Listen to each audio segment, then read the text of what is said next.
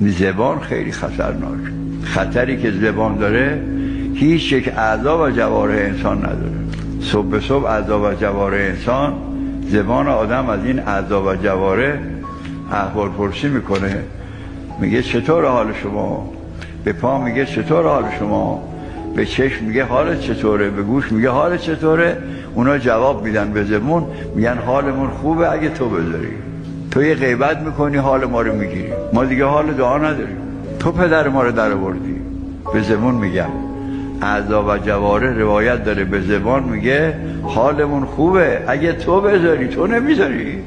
تو یه چیزی میگی، یه دروغ میگی، یه غیبت میکنی، یه چیزی میگی، حال ما رو میگیری، ما رو بدبخت میکنی.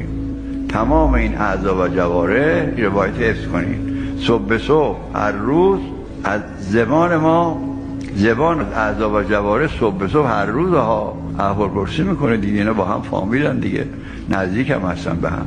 زبون، دست، پا، چطور حال شما؟ به چشم میگه چطور؟ همه رو میگه. اونا چی جواب میدن؟ میگن حالمون خوبه اگه تو بذاری، تو نمیذاری. با یک سخن ما رو تو بیچاره میکنی. زبان خیلی خطرناکه.